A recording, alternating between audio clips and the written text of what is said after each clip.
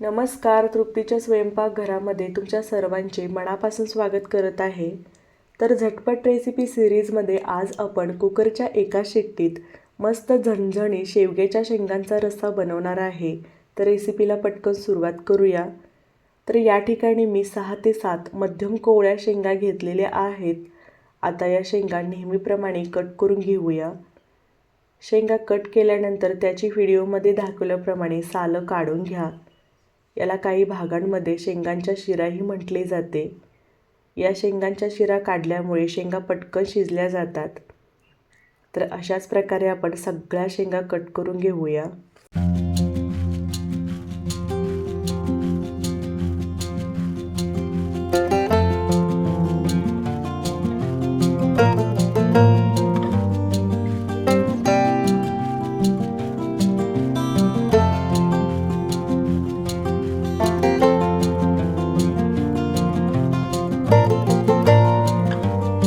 तर बघा, या ठिकाणी मी सगळ्या शेंगा कट करून घेतल्या. अशा प्रकारे सालंही काढून घेतलेली आहेत. आता या शेंगा स्वच्छ धुवून घेऊया.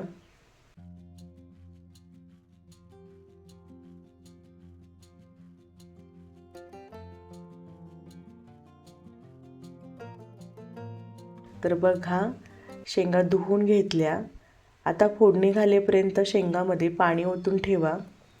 त्याच्यानंतर एक छोटंसं वाटण तयार करायचं आहे. त्यासाठी मी एक ओल्या खोबऱ्याचा तुकडा, 9 ते 10 लसणाच्या पाकळ्या आणि थोडीशी कोथिंबीर घेतलेली आहे. आता बारीक करून घेऊया. तर बघा, बारीक करून घेतलं.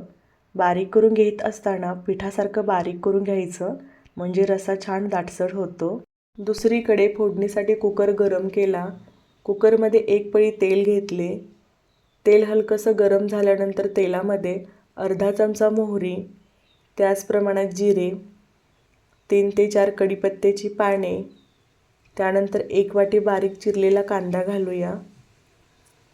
कांदा घातल्यानंतर गॅस मंद आचेवर करायचा आणि कांदा 2 ते 3 मिनिट हलका गोल्डन होईपर्यंत परतवून घ्यायचा. तर बघा, कांदा 2 ते 3 मिनिट परतवून घेतला. आता यामध्ये तयार करून घेतलेलं वाटण घालूया. त्यानंतर 1 चमचा लाल मिरची पावडर, 2 चमचे कांदा लसूण मसाला, 1 चमचा गरम मसाला. आता मसाले घातल्यानंतर व्यवस्थित मिक्स करून घेऊया. आता या फोडणीमध्ये थोडंसं पाणी घालून आपल्याला मसाले शिजवून घ्यायचे आहेत. मसाले अशा प्रकारे शिजवून घेतल्यामुळे भाजीला तर्री एकदम मस्त येते. पाणी घातल्यानंतर झाकण ठेवून मसाले अर्धा ते 1 मिनिट शिजवून घ्या.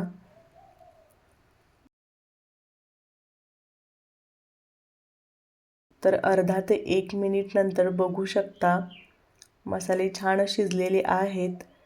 तर्री देखील छान आलेली आहे. आता यामध्ये कट करून घेतलेल्या शेवग्याच्या शेंगा घालूयात.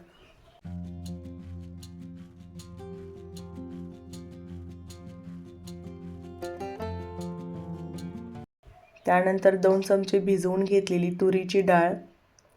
या ठिकाणी तुम्ही मुगाची, मसूरची डाळ घालू शकता.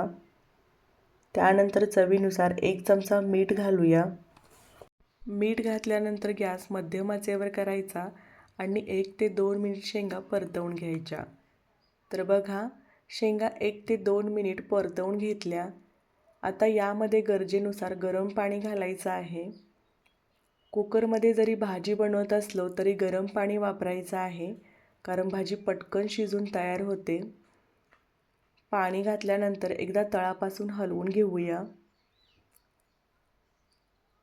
हलवून घेतल्यानंतर भाजीला 1 उकळी आणायची आहे. तर बघा, काही वेळातच भाजीला उकळी आली. आता कुकरचे झाकण लावून मध्यम आचेवर कुकरची 1 शिट्टी काढायची आहे. तर बघा, काही वेळातच कुकरची शिट्टी झाली. गॅस बंद करूया आणि स्टीम जाईपर्यंत वाट बघूया.